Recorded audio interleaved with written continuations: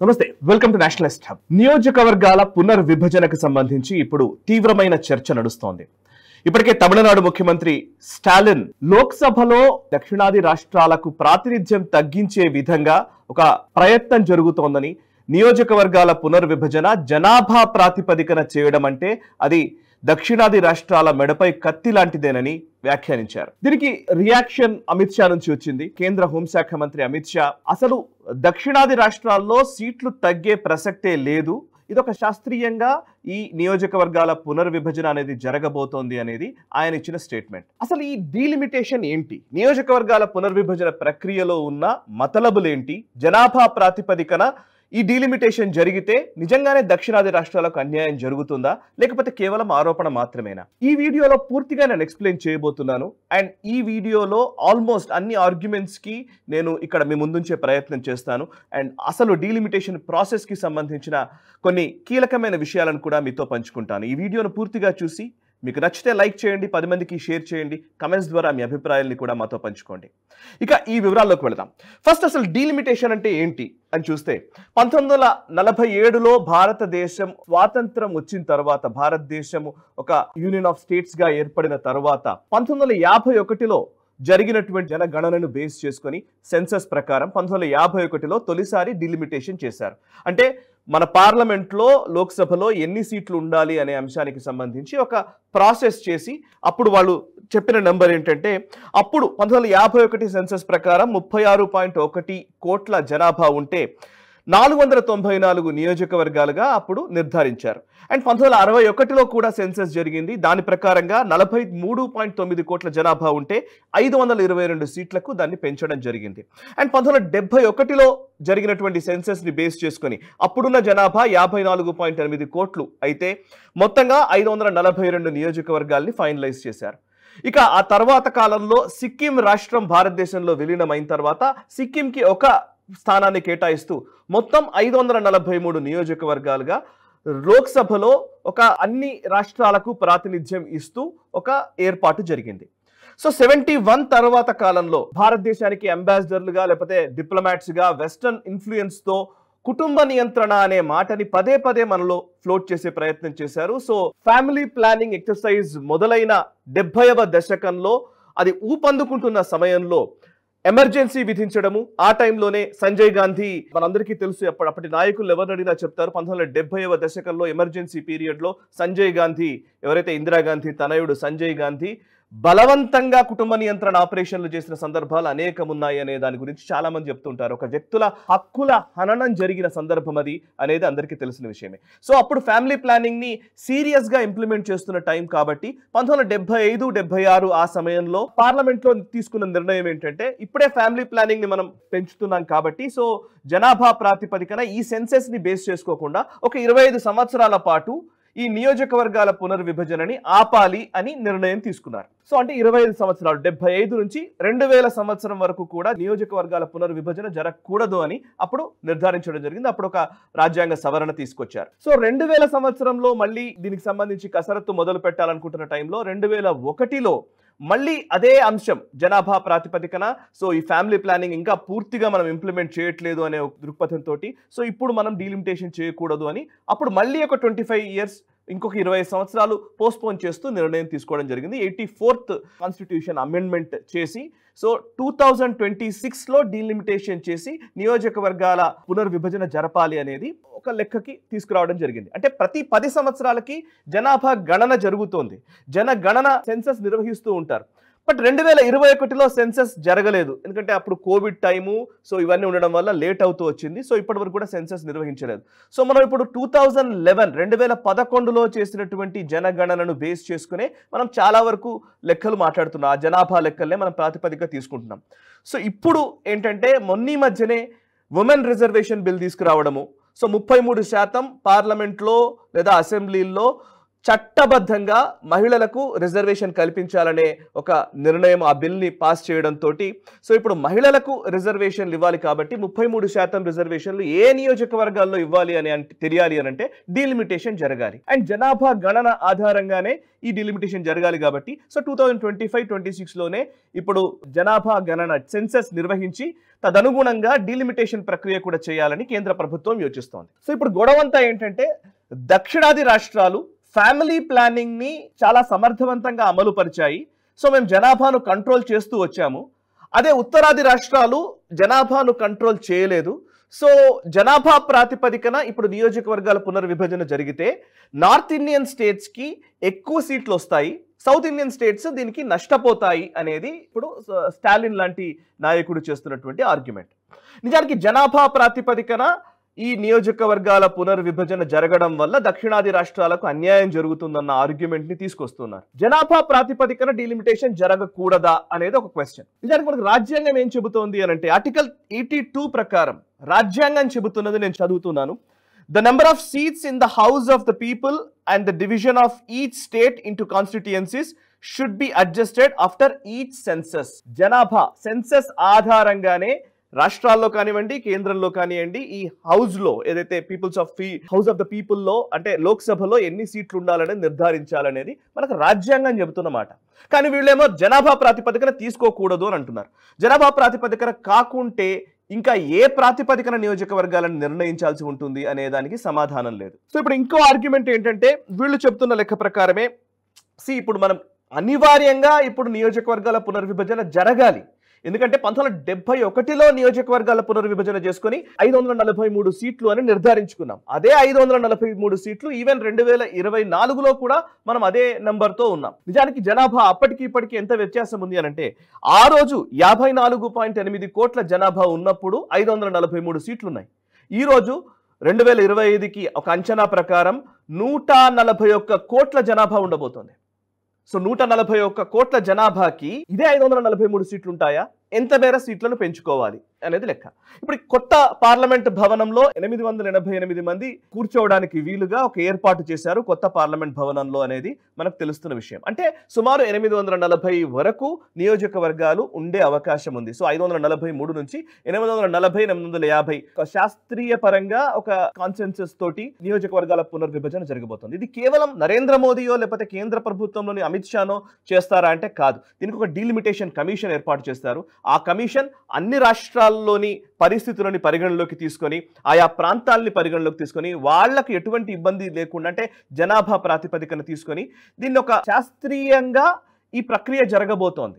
అసలు ఈ శాస్త్రబద్ధంగా నిర్వహించేటువంటి ప్రక్రియలో ఈ రాజకీయాలు ఎందుకు తీసుకొస్తున్నారు అనేది క్వశ్చన్. సో వీళ్ళు అడుగుతున్న దాంట్లో మెయిన్గా దక్షిణాది రాష్ట్రాలకు ఇబ్బంది జరుగుతుంది అనే మాటనే మాట్లాడుతున్నట్లయితే కనుక ఇప్పుడున్న పరిస్థితుల్లో నేను ఒక చిన్న ఎగ్జాంపులే చెప్తాను. నిజానికి నేను ఒక చిన్న ఎగ్జాంపుల్ చెప్తాను. సో ఓవరాల్గా ఈ రోజున్న పరిస్థితుల్లో అన్ని రాష్ట్రాల్లో ఒకే ప్రాతిపదికన నియోజకవర్గాలు ఉన్నాయా అంటే లేవనే చెప్పాలి. ఫర్ ఎగ్జాంపుల్ ఒక మల్కాజ్గిరి స్థానం దేశంలోనే అతిపెద్ద నియోజకవర్గం అని అంటారు. మల్కాజ్గిరి లోక్సభ నియోజకవర్గంలో 31 లక్షల మంది ఓటర్లు ఉన్నారు. 31 లక్షల ఓట్లు ఉన్నాయి. సో 31,50,303 అనేది ఒక నంబర్. సో 31 లక్షల పైచిలుకు ఓట్లు ఉన్నటువంటి మల్కాజ్గిరి స్థానానికి ప్రాతినిధ్యం వహిస్తున్నటువంటి ఎంపీకి ఒకే ఓటు, 2,50,000 ఓట్లు ఉన్నటువంటి లదాఖ్ ఎంపీకి ఒకే ఓటు.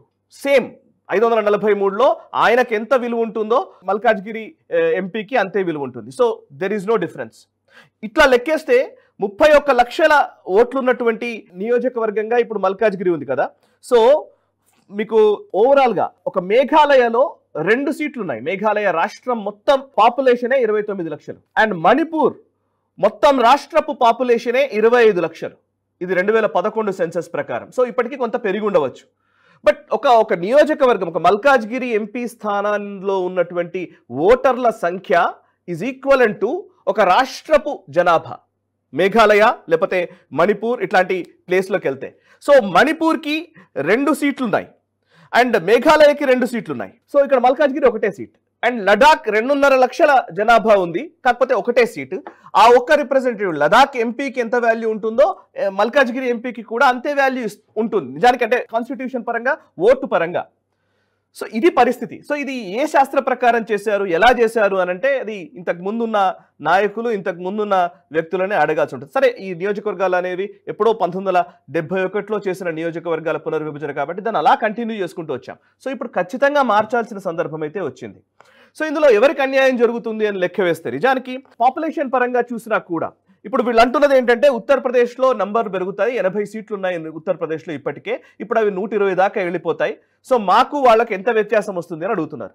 బట్ నిజానికి జనాభా ప్రాతిపదికన చూసినా కూడా ఉత్తరప్రదేశ్లో ఒక నియోజకవర్గం, మొత్తం ఉత్తరప్రదేశ్లో జనాభా 2011 జనాభా లెక్కల ప్రకారం చూస్తే 19,98,00,000, సుమారు 20 కోట్ల జనాభా ఉంది. సో 20 కోట్ల జనాభా ఉంటే వాళ్ళకు 80 సీట్లు ఉన్నాయి.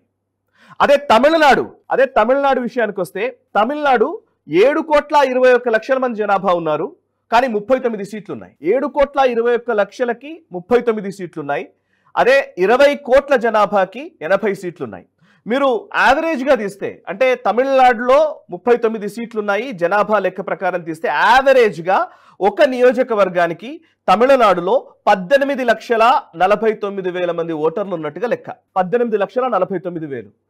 బట్ వేరాజ్ ఉత్తరప్రదేశ్కి వస్తే ఉత్తరప్రదేశ్లో 24,97,000, సుమారు 25 లక్షలు. అంటే ఒక నియోజకవర్గానికి 18 లక్షలు యావరేజ్గా తమిళనాడులో ఉంటే ఉత్తరప్రదేశ్లో 25 లక్షలు ఉన్నారు. మీరు అలాగే లెక్కేస్తే బీహార్లో 26 లక్షలు ఉన్నారు బీహార్లో, అండ్ రాజస్థాన్లో 27 లక్షలు ఉన్నారు. ఇలా ఇది 2011 సెన్సస్ ప్రకారం చూస్తే మనం, అండ్ ఈవెన్ ఆంధ్రప్రదేశ్ అయినా తెలంగాణ అయినా అలా యావరేజ్ కింద చూస్తే మన దగ్గర ఉన్న జనాభా కంటే మనకి ఎక్కువ సీట్లు ఉన్నట్టే. కానీ ఉత్తరప్రదేశ్ లేకపోతే అక్కడ ఉన్న వాళ్ళకి ఆ జనాభా ప్రాతిపదికన చూస్తే వాళ్ళకున్న సీట్లు తక్కువే. So south India, north India అనే ఒక ఆర్గ్యుమెంట్ తీసుకొచ్చి ఏం మాట్లాడుతున్నారంటే ఇప్పుడు చేస్తున్న ఆర్గ్యుమెంట్ ఏంటంటే ఇప్పుడున్న పరిస్థితుల్లో మొత్తం 543 నియోజకవర్గాలు ఉన్న లోక్సభలో సౌత్ ఇండియాకి అంటే తెలంగాణ, ఆంధ్రప్రదేశ్, తమిళనాడు, కేరళ, కర్ణాటక ఈ 5 రాష్ట్రాలకి అండ్ పుదుచ్చేరి లేకపోతే లక్షద్వీప్, అండమాన్ నికోబార్ కలిపితే 129 స్థానాలు ఉన్నాయి. 543లో 129 స్థానాలు ఉన్నాయి. అంటే సుమారు 24% రిప్రజెంటేషన్ ఉంది. బట్ రాబోయే రోజుల్లో వీళ్ళు ఏదో నంబర్ చెప్తున్నారు, 144 స్థానాలు అయ్యే అవకాశం ఉంది సౌత్ ఇండియాకి అని అంటున్నారు. 144 అవుతుందని ఎవరు నిర్ధారించారనేది ఇప్పటికీ తెలియదు. ఇంకా దీనికి ఎవరి లెక్కల్లో వాళ్ళు, ఇండియన్ ఎక్స్ప్రెస్ ఒక నెంబర్ రాస్తోంది, ఇండియా టుడే ఒక నెంబర్ రాస్తుంది, ఇంకో ఛానల్ ఇంకో లెక్కలో చెబుతుంది. సో ఎన్ని సీట్లు వస్తాయనేది ఇప్పటికే ఇంకా డిసైడ్ కాలేదు. బట్ వీళ్ళు చెప్తున్న లెక్క ప్రకారం ఏంటంటే సౌత్ ఇండియన్ స్టేట్స్ మొత్తానికి ఒక 24% రిప్రజెంటేషన్ ఉంది. ఇప్పుడు అది 18%కో 19%కో పడిపోయే ప్రమాదం ఉంది అనేది వీళ్ళు చెప్తున్నమాట. సరే, అమిత్ షా చూస్తేనేమో మీ దగ్గర అసలు నెంబర్లు తగ్గే ప్రసక్తే లేదని అమిత్ షా చెప్తూ ఉన్నారు. బట్ ఏ ప్రాతిపదికన వీళ్ళు ఈ నెంబర్లను నిర్ధారిస్తున్నారో తెలియదు కానీ but south India, whole south ఇండియాకే రిప్రజెంటేషన్ తగ్గుతుంది అనే ఒక ఆర్గ్యుమెంట్ని బిల్డ్ చేస్తున్నారు. నిజానికి సౌత్ ఇండియా అనే ఆర్గ్యుమెంట్, దీన్ని ఈవెన్ కేటీఆర్ కూడా అదే అంటున్నారు. సో జనాభా ప్రాతిపదికన చేయడం వల్ల మాకు సీట్లు తగ్గుతాయి, సీట్లు తగ్గడం వల్ల మా హక్కులకు భంగం వాటిల్లుతుంది అని ఏదైతే కేటీఆర్ ఆర్గ్యుమెంట్ చేస్తున్నాడో ఇదే ఆర్గ్యుమెంట్ సమైక్యాంధ్ర ఉద్యమం టైంలో కూడా జరిగింది. తెలంగాణ ఉద్యమం జరుగుతున్న టైంలో 42 నియోజకవర్గాలున్న ఉమ్మడి ఆంధ్రప్రదేశ్ విడిపోవడం వల్ల మన సామర్థ్యము ఢిల్లీలో తగ్గుతుంది, సో ఎంపీలు తక్కువ ఉండడం వల్ల మనకి ఇబ్బంది అవుతుంది అని అప్పుడు సమైక్యవాదులు చేసిన ఆర్గ్యుమెంట్. దానికి కౌంటర్గా ఇదే కేసీఆర్లు లేకపోతే టీఆర్ఎస్ పార్టీ చేసినటువంటి ఆర్గ్యుమెంట్ ఏంటంటే అసలు ఎంపీలను బేస్ చేసుకొని, ఎంపీ నియోజకవర్గాలను బేస్ చేసుకొని ఒక రాష్ట్రానికి ప్రాతినిధ్యం ఉంటుంది అన్న ఆర్గ్యుమెంటే తప్పు అని వీళ్ళందరూ అప్పుడు వాదించిన వాళ్ళు. సో వీళ్ళందరూ చెప్పింది ఏంటంటే అప్పుడు 17 నియోజకవర్గాలు తెలంగాణకు ఉన్నాయి అని అంటే 17 ఆల్మోస్ట్ కేరళతో సమానం. కేరళకి 20 నియోజకవర్గాలు ఉన్నాయి, కేరళతో సమానం. మిగతా రాష్ట్రాలన్నీ పోవట్లేదా? నిధులన్నీ కూడా దానికి కరెక్ట్గా అంబేద్కర్ రాసిన రాజ్యాంగం ప్రకారం ఏ రాష్ట్రానికి ఎంత వాటాలో నిధులు రావాలన్నది ముందే నిర్ధారితమైపోయింది. దీనివల్ల ఎటువంటి సమస్య లేదు. చిన్న రాష్ట్రాలు ఉండడం వల్ల అభివృద్ధి జరుగుతుందని చెప్పిన వాళ్ళు అండ్ ఇప్పుడు జనాభా ప్రాతిపదికన మాకు అన్యాయం జరుగుతుంది, మాకు ఎంపీ సీట్లు తగ్గుతున్నాయి అనేది కేటీఆర్ ఆర్గ్యూ చేస్తున్నారు. ఇంకో విషయం ఏంటంటే సౌత్ ఇండియన్ స్టేట్స్ అనే మాటని పదే పదే మాట్లాడుతున్నారు. నిజానికి సౌత్ ఇండియన్ స్టేట్స్ అనే బ్లాక్గా ఎవరు నిర్ధారించారు? ఈ దక్షిణాది రాష్ట్రాలన్నీ ఒకటా, మిగతా రాష్ట్రాలన్నీ వేరా? ఇది ఎవరు చేసిన ఆర్గ్యుమెంట్ ఇది? అలా లెక్క వేస్తే నార్త్ ఇండియన్ స్టేట్స్ అన్నీ ఒకేటవుతాయా? ఉత్తరాది రాష్ట్రాలన్నీ ఒకటే అని ఎలా చెప్పగలుగుతాం? అలా లెక్క వేస్తే ఈశాన్య రాష్ట్రాలు వేరుగా ఉన్నాయి అండ్ ఈస్టర్న్ స్టేట్స్ వేరే ఉన్నాయి అండ్ వెస్టర్న్ స్టేట్స్ వేరే ఉన్నాయి. మరి అట్లా లెక్కేస్తే వెస్ట్, ఈస్ట్, నార్త్, సౌత్ ఇలా 4 భాగాలుగా విడదీయాలి. సో విడదీత ధోరణిలోకి వెళ్లే విధంగానే ఈ ఆర్గ్యుమెంట్స్ ఉన్నాయి కానీ నిజానికి ఓవరాల్ గా ఆలోచించాల్సిన సందర్భం లేదా? సో ఓవరాల్ గా ఆలోచించకుండా ఇదేదో సౌత్ ఇండియాకి సెపరేట్ అనే కోణంలోకి తీసుకెళ్తున్నారు. నిజంగా సౌత్ ఇండియన్ స్టేట్స్ అన్ని కలిసి ఉన్నాయా? ఈ రోజు ఆర్గ్యుమెంట్స్ మనం చేసుకోవాలనుకుంటే కనుక నిజంగా సౌత్ ఇండియన్ స్టేట్స్ అన్ని కలిసి ఉన్నాయా? కావేరీ జలాల కోసం కొట్టుకుంటున్నది ఎవరు? తమిళనాడు, కర్ణాటక కాదా? ములై పెరియార్ డ్యామ్ కోసం కొట్లాడుకుంటున్నది ఎవరు? కేరళ, తమిళనాడు మధ్య కొట్లాటలు లేవా? ఇప్పుడు కృష్ణా జలాల విషయంలో తెలంగాణ, ఆంధ్రప్రదేశ్ మధ్య ఆర్గ్యుమెంట్స్ ఏమనాలి? సో సౌత్ ఇండియా మొత్తం ఒకటి అనే ఒక భావనలోకి ఎందుకు దీన్ని తీసుకెళ్తున్నారు అనంటే ఇది ఒక కుట్రపూరితంగా జరుగుతున్నటువంటి ప్రయత్నము. భారతదేశము అసలు ఓవరాల్ గా భారతదేశాన్ని చూడకుండా ఇదేదో దక్షిణాది రాష్ట్రాలు వేరు, ఉత్తరాది రాష్ట్రాలు వేరు అనే ఒక ఆర్గ్యుమెంట్ బిల్డ్ చేసి సో ఈ దక్షిణాది రాష్ట్రాల పేరిట కొన్ని ప్రాంతీయ పార్టీలు ఆడే చదరంగంలో భాగంగా ఇదంతా జరుగుతుందేమో అనిపిస్తోంది. ఇంకొక పాయింట్, జనాభా ప్రాతిపదికన ఈ నియోజకవర్గాల పునర్విభజన జరగకూడదు అన్నది argument. So even Revanth Reddy కూడా అదే అంటున్నాడు, జనాభా ప్రాతిపదికన ఈ నియోజకవర్గాల పునర్విభజన జరగకూడదు అని. నిజానికి జనాభా ప్రాతిపదికన అన్ని విషయాల్ని చూస్తున్నది ఎవరు అనంటే రాహుల్ గాంధీ. జిత్నా ఆబాదీ ఉత్నా హక్ అనే వ్యక్తి రాహుల్ గాంధీయే. ఎంతమంది జనాలుంటే ఆ జాతికి అంత రిజర్వేషన్లు ఇవ్వాలని, అన్ని ఫలాలు దక్కాలనే ఆర్గ్యుమెంట్ చేస్తున్నదే రాహుల్ గాంధీ. ఒకవైపు కులాల విషయంలో ఈవెన్ మొన్న కులగణన చేసినప్పుడు 42% బీసీలు ఉన్నారు కాబట్టి 42% రిజర్వేషన్ రావాలని అడుగుతున్నదే వీళ్ళు. సో జనాభా ప్రాతిపదికన రిజర్వేషన్లకు తప్పు లేదు, కానీ జనాభా ప్రాతిపదికన ఎంపీ స్థానాలకి ఎందుకు సమస్య వస్తోంది? ఇది అసలు సమస్య. సో ఒక దగ్గరేమో ఒక ఆర్గ్యుమెంట్ ఉంటుంది, ఇంకో దగ్గరేమో ఇంకో ఆర్గ్యుమెంట్ ఉంటుంది అంటే ఇది హిపోక్రటిక్ విధానాలు కాదా? So what ever.